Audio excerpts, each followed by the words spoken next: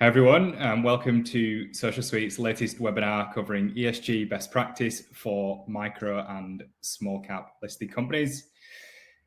Just before we get started, just a bit of housekeeping. You'll notice there is a chat function on the right hand side. As we're going through the webinar, if anybody's got any questions, feel free to pop them in the chat. We'll try and address them as we're going along. We will also leave time for some question and answers towards the end as well. And there's also a poll function. So just for to get everybody used to that poll function, I'm just going to pop one up now. It'd be good just to understand where everybody is on their ESG journey, whether they haven't started yet, whether they're aligning internally with stakeholders, keen to get going, or already reporting as well. Just as people join, I'll just give you a bit of background about Social Suite for those that are not familiar. Social Suite has sort of helped over 200 organizations disclose impact and be able to create value, of which 80 of those companies are actually micro and small caps listed on the ASX. So without further ado, I'd like to introduce you to the two co-hosts for today's webinar. We've got our Chief Impact Officer, who is Dr. Tim Siegenbeek van Hoekelom, who's also joined by Abby Marshall, one of the ESG coaches here at Social Suite. So over to you two. Lovely. Thank you for the introduction, Tom. It's brilliant to see people tuning in today. So thank you all very much for joining us. And we do have quite a short session, so I'm going to jump straight into it. Today, Tim and I are going to be unpacking ESG best practice. So we'll be giving you some real world examples of actionable steps that you can take to ensure that you're implementing ESG effectively within your organization.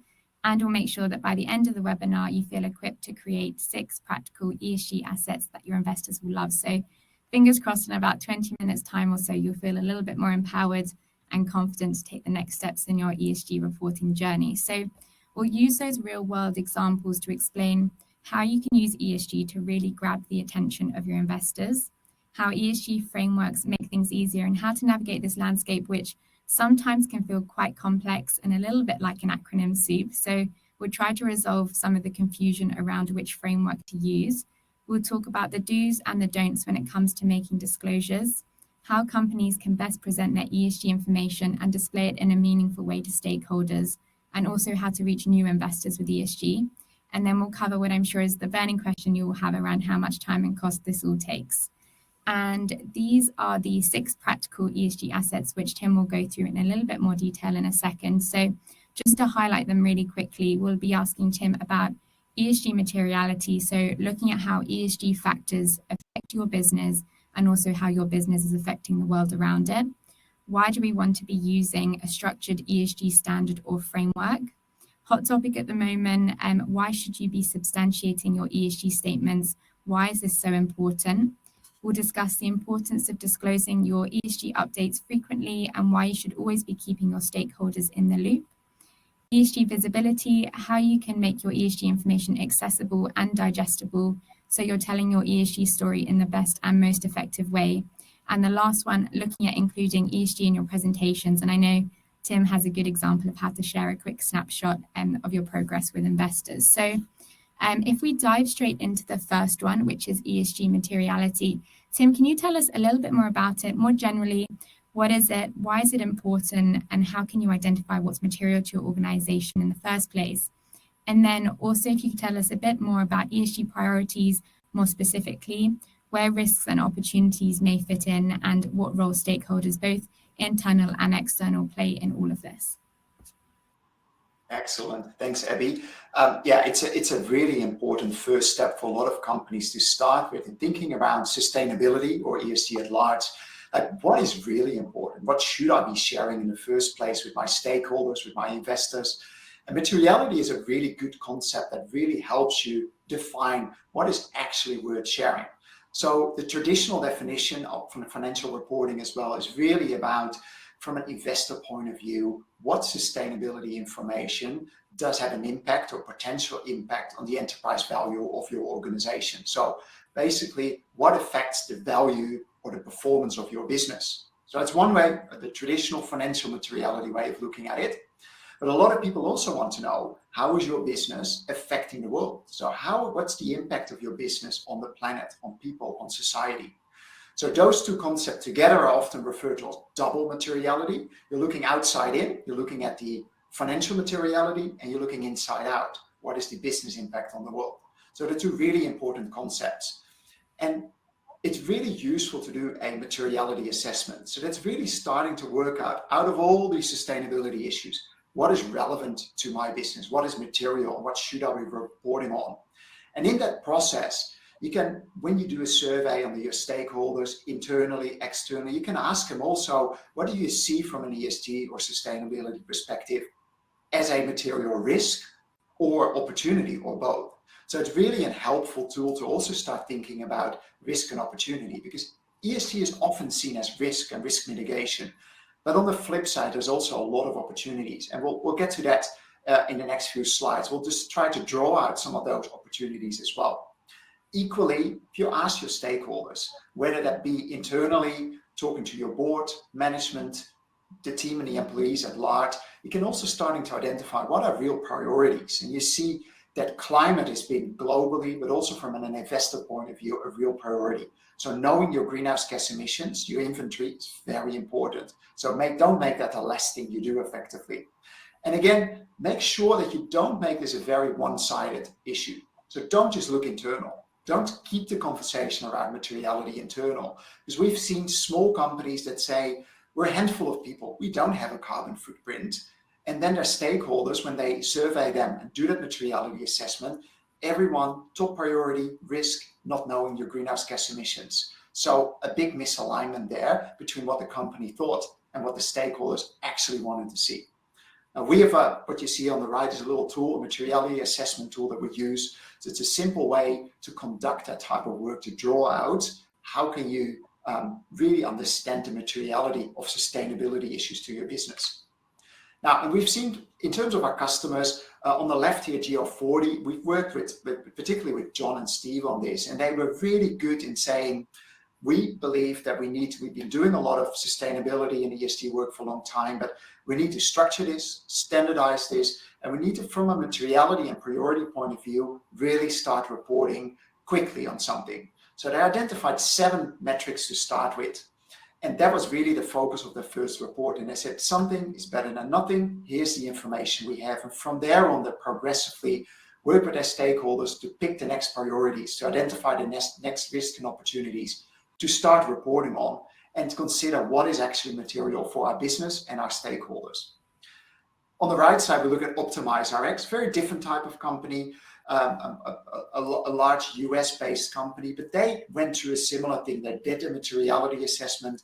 On the right, top right, you see this different stakeholder groups that they surveyed, asked the question, what is important from your point of view? What has an impact on our business? What is the business's impact on the world? And how does that then play out? And on the top right quadrant, they're the ones with the largest impact and significance to the business. So that's their priority areas to focus on.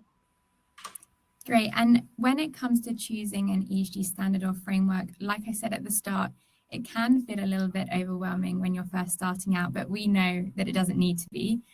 So can you demystify this a little bit and tell us, where should somebody start with choosing an ESG framework, and why is that comparability aspect so important and such a big thing for investors as well? Great point. Now, the first thing to start with is that it can be really hard to work out, you feel the urgency, you're a small business, you Google ESG, framework, standards, metrics, and you get all these acronyms, all these from SASB and TCFD and CDP, and you're like, well, they all look the same to me. They're all asking all these questions. Some are similar, some are different. What's the right one to start? Now, while there is no particular right or wrong, it is really important to start thinking through a few things here. And I think the first thing is the use in general of a standard like that. What it does, it makes things comparable. So the big difference between ESG and sustainability, there's a lot of definitions, but how I often explain it is that sustainability can mean a lot of things to a lot of people. You can be reporting whatever you like that you feel is the right thing to do.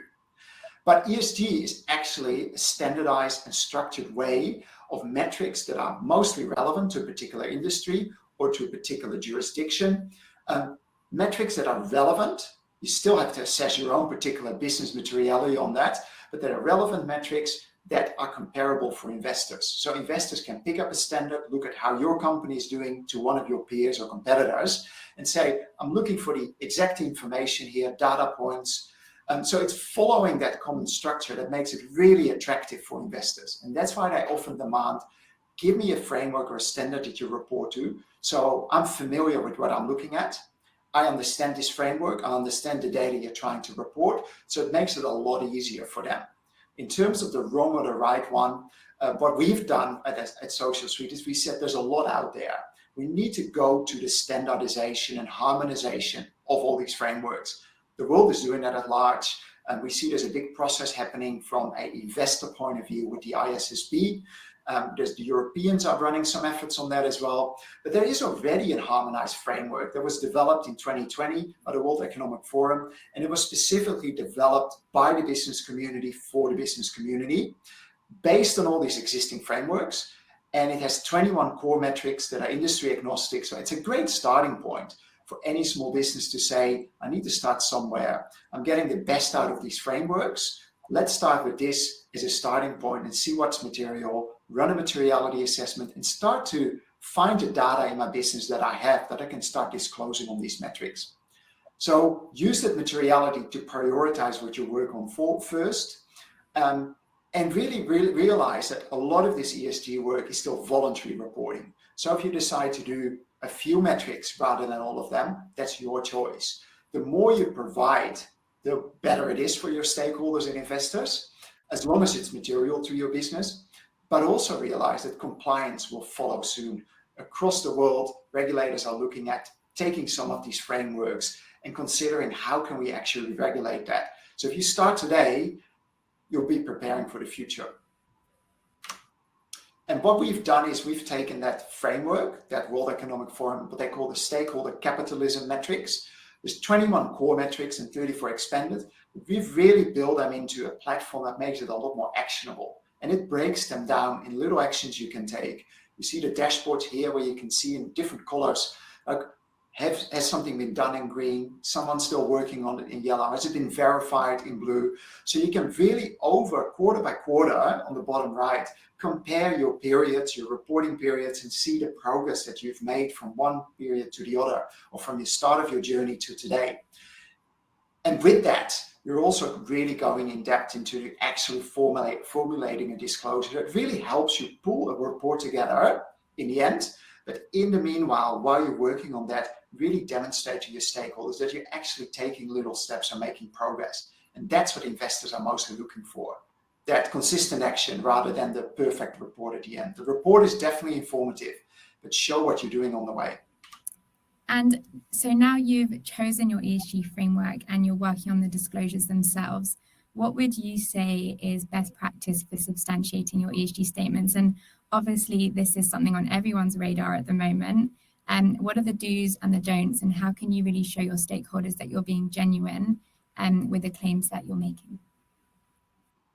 So, the big word around all this is greenwashing. So people are really afraid that companies over-report commitments or targets, or that they're doing brilliant things while they're not actually taking a lot of action. So we've looked at, as a small cap, what can you do to make sure that your ESG journey is real, is genuine, you're taking steps, you're moving forward. So some of the things in there, the first thing I would say is be specific. And what I mean with that is move away from motherhood statements and from generic ESG is important, the board considers it a risk and sometimes an opportunity, like everyone could say that. Move into a level where you're actually talking about the highlights and the actions and the initiatives that you are taking.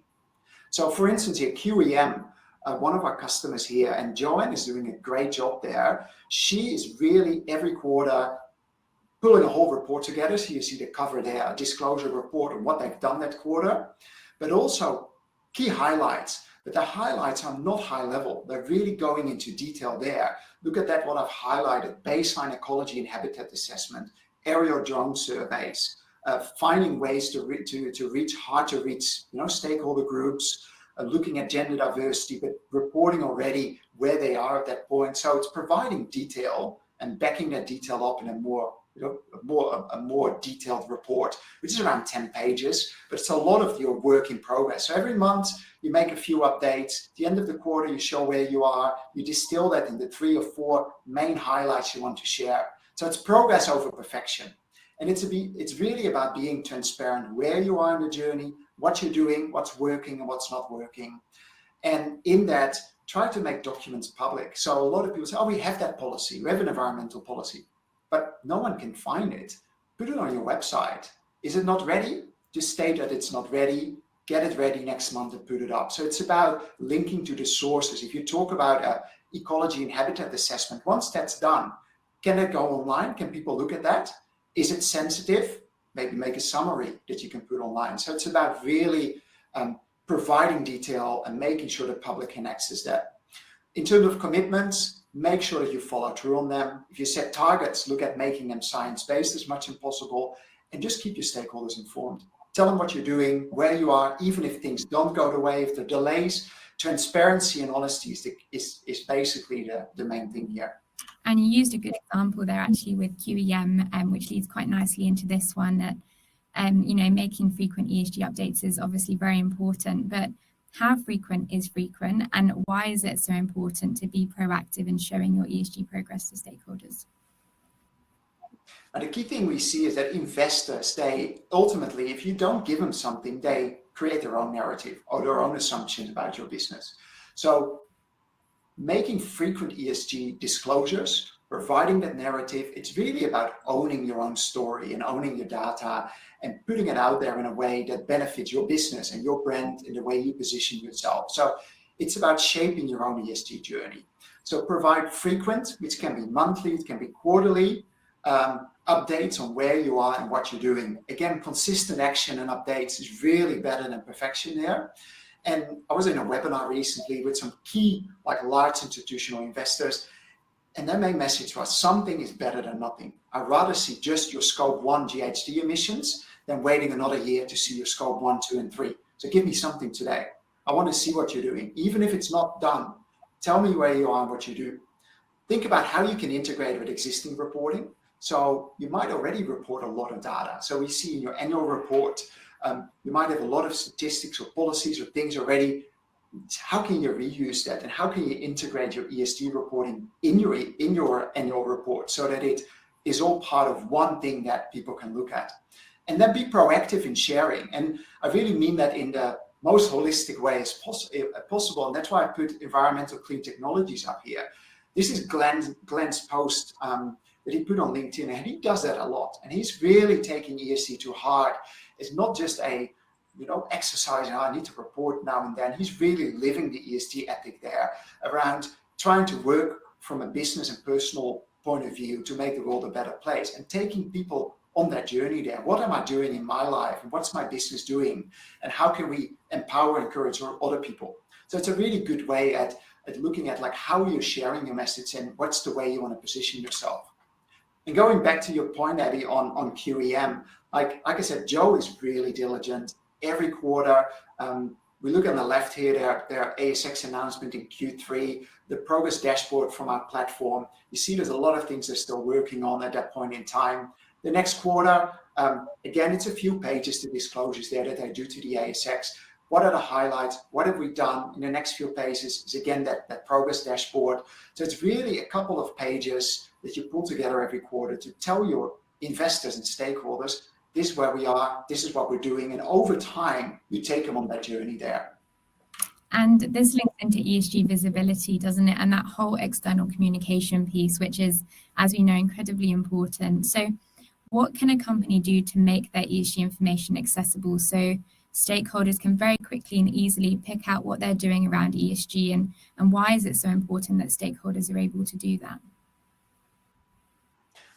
A lot of people are looking for ESG information in some shape or form these days. So it is up to you as a business to make sure that people can easily find it. So imagine an investor who's heard about ESG, is looking for a couple of new companies for their portfolio or fund, quickly researches them and looks at the website. There's no mention of ESG or sustainability.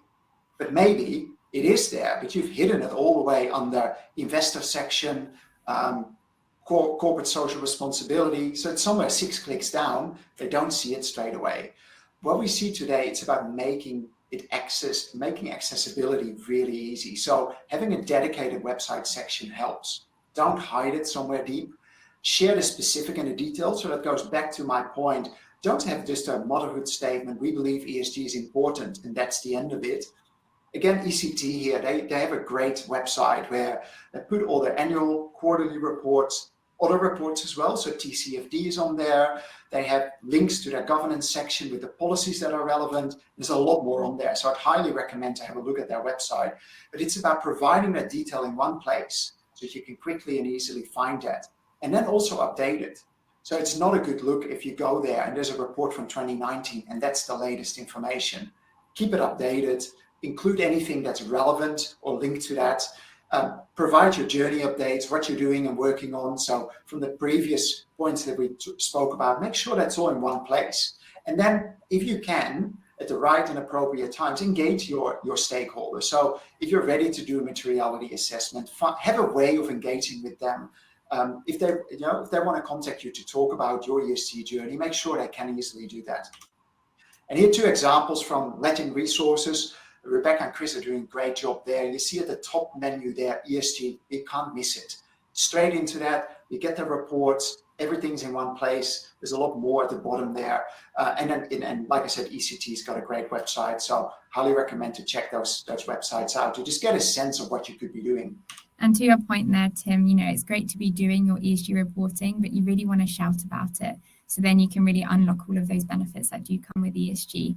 And the last one, something that we're recommending people to do is incorporating an ESG slide into their investor deck. Can you give us a little bit of insight into why that's a good idea and how can someone do it as well?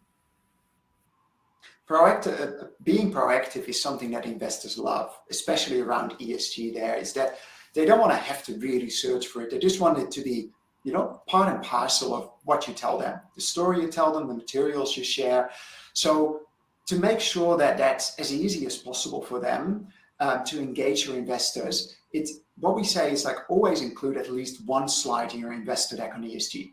So what we do here, what you see on the right here is our template, our go-to ESG slide that our coaches like Abby will work with you on a quarterly basis. We'll just go through what are your highlights and achievements this quarter, what are you going to work on the rest of the year or the next quarter, highlight some of those areas there on the right hand side that you've worked on, and provide you that as a slide you can put into your deck. You can, of course, modify the look and feel of it if that suits your slide deck better. But it's really important to have that in there and make it again specific. So really talk about the things you're working on now and the things you're proud of or the work that is in progress.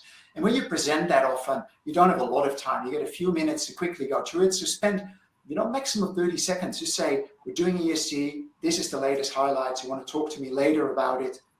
Perfect. But then it's at least on the radar. And a lot of investors really see ESG now as part and parcel of your business performance. There's the non-financial disclosures, ESG, and there's the financial disclosure. So they take it all together. And what happens then if you take a slide like this? The RRU Explorers Conference was in February in Perth. So Black Canyon that you just saw, the slide we provided, that is modified a little bit in terms of the look and feel. This comes straight out of their pack. This is what they spoke about and presented at the conference. We had another, I think, 7 or 8 companies there that we work with, and a lot of them did the same thing. They said, give me that one slide, we'll put it in there, and we'll talk for a few seconds about it to demonstrate that we're real. We're doing this. We're proactively demonstrating to investors that we're on this journey. And working with us, we really kind of help you craft this every quarter, because doing this once is not enough. You can't, again, come with a slide that's the same for 2 years. It is something you have to update every quarter, ideally. And this is, I think, a good point to take a little step back. Is you're doing a lot of work, but ultimately you get some of these assets, so these 6 things that you work on a website, an investor deck, your standard, you've done your materiality. And ultimately, the final thing that a lot of companies want is a full ESG disclosure report. So it's a report based on a standard that talks around, these are the metrics that we're reporting on. This is how we've defined materiality. This is how we've engaged our stakeholders. And then on each of the topics, providing the data required by the particular standard. like I said, we work with the stakeholder capitalism metrics from the World Economic Forum. And here's some of the reports that some of our customers have created. So I would recommend that if you're really interested, like go to some of these companies' websites. These reports are all publicly and easily accessible. And just have a look what companies like Firebird Metals and Latin Resources or Orcada, like what are they doing around ESG? What does their website look like? And again, none of it is perfect, but they're all making a real good effort there to put it out there, to build those 6 assets there, to really keep their stakeholders informed on what they could be doing. So some really good examples. We have a lot more customers that are on the same journey there with you. So we're always really interested and open to just hear from people, and I'd highly encourage to put anything that you want to talk about in the chat there in terms of having a further conversation with us. We can answer some questions in a minute, but also like taking that further and talking to people about how does our platform work, or more specific, addressing some of the ESG topics there, or talking to you about your journey. So Abby, maybe you can wrap it up maybe by just kind of linking back to what we've learned today. So just before I hand back over to Tom, I'll highlight those key takeaways really quickly. So the first around identifying ESG materiality and sharing what is important with your stakeholders. Use a structured ESG standard or framework, and remember to make it comparable, as investors really love to see that. Substantiate your ESG statements and make sure that they are evidence-backed as well, to show that you're being genuine and transparent. Disclose your ESG updates frequently. It's all about owning your data and the narrative, which of course all helps with that engagement and to keep up the momentum around ESG. Make your ESG information visible on your website, which is the fun part. So you want to be telling your ESG story to stakeholders in a way that's engaging and accessible as well. And then the last is to be proactive. So always include an ESG slide in your investor deck. It's a very quick win, but it will go a long way. So it's about making the most of those low-hanging fruits as well. And that is pretty much it from me. I'll hand back over to Tom to do the last little bit. Thanks, Abby. Thanks, Tim. Hopefully, I know that ESG can be sometimes daunting and a bit confusing. So hopefully that demystified and just got some useful insights and tips in terms of how you can start and progress your journey. I'd just like to open it up to any questions, and just as people are just popping those questions in the chat, I just popped a link as well. I know we've not covered too much about the Social Suite platform or what we actually offer, but essentially we like to make it easy and cost effective for organizations to get started with their ESG reporting. So there is a link in the chat. Feel free to book in a time to speak to us and find out more. But yeah, if anyone's got any questions, then feel free to pop them in the chat.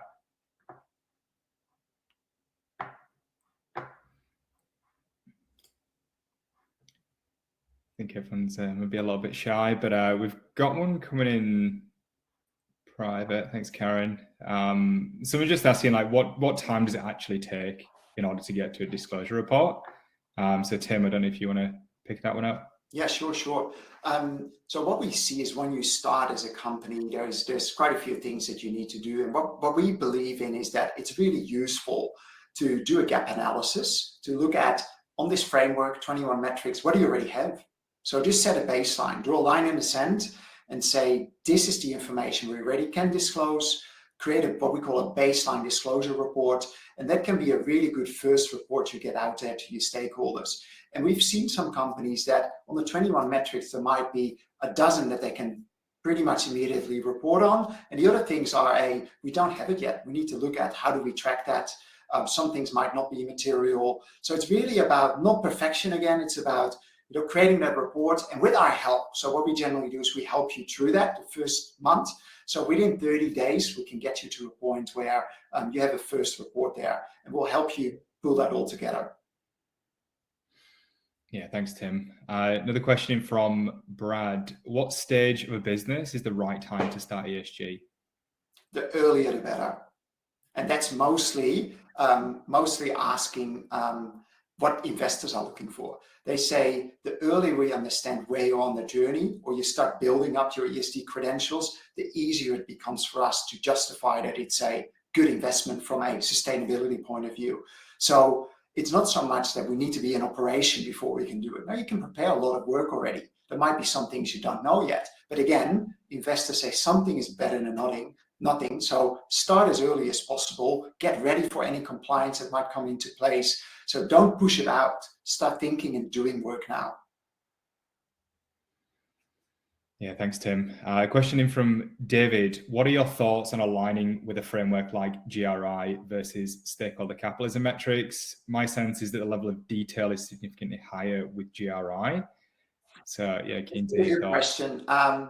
GRI is a larger framework. There's a lot more metrics in there. And what they've done with the stakeholder capitalism metrics is that they've basically, the big four accounting firms have looked at GRI, but also SASB, TCFD, CDP, took all those frameworks and said, across those frameworks, if you're a business, whether you're a micro or a multinational company, what are the most common things and important things to report on to give people a first sense of where you stand from an ESG perspective?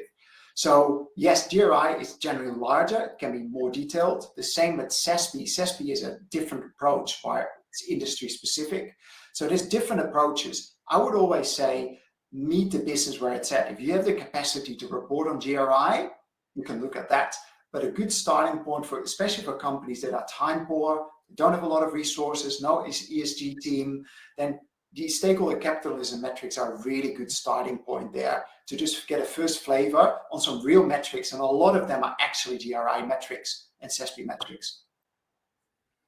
Yeah, thanks, Tim. I think it's important just to note as well, David, that organizations getting started, we align back to the World Economic Forum framework, but the new version of our platform, we can align to multiple frameworks as well. So just thought I'd note that on there. So Dean, are there larger companies looking to boost their ESG record by partnering with outside companies that may have projects with strong ESG appeal?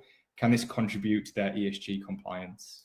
That's a tricky question, yeah, because it could, but at the same time, you have to be really careful. And what we've seen happen with some large companies is that they have partnered or bought some really good offsets for their carbon emissions and made everything, their story, their journey, their imagery, made everything about a very small ESG point and made a big story about it. And when people looked under the hood, there was actually not a lot there. And that's when you start to risk greenwashing. So yes, you can look at using other partners to help you internally improve your ESG or report better. But the simplicity of saying we'll just turn to someone else and we'll report what they're doing, and that basically covers us, be really careful. That's the main question there. It's really about you as a business being transparent, honest, and sharing the journey of what you're actually doing and where you're not ready, what you're not ready for.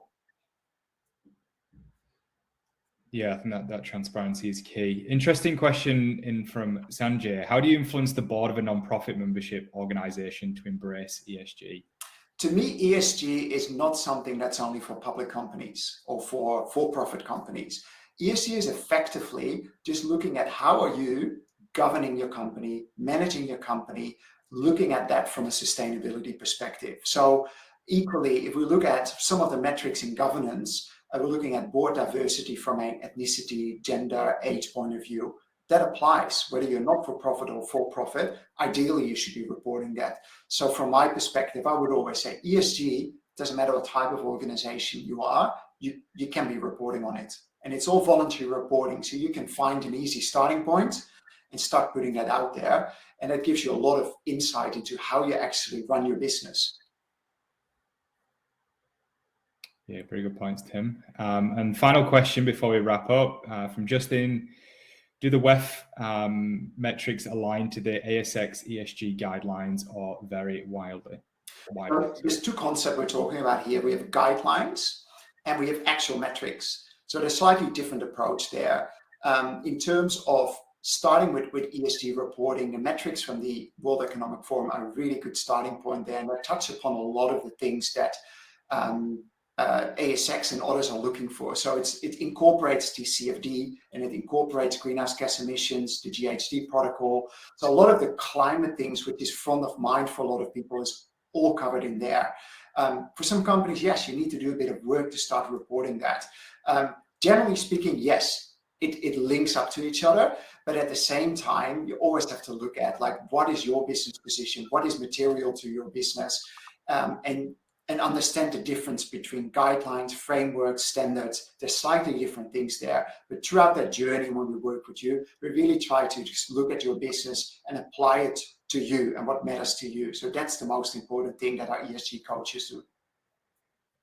Yeah, thanks, Tim. I think it's worth noting as well to that, just in that we were on a webinar a few weeks ago with the ASX as well around small mid-cap listed companies. So what I'll do is I'll just pop my email in the chat, and if anybody wants the recording of that webinar we ran a few weeks ago, as I said, in conjunction with the ASX, it also had institutional investors and one of the other clients, FYI resources with Social Suites. If anybody's interested in that recording, feel free to send me an email and I can send that across.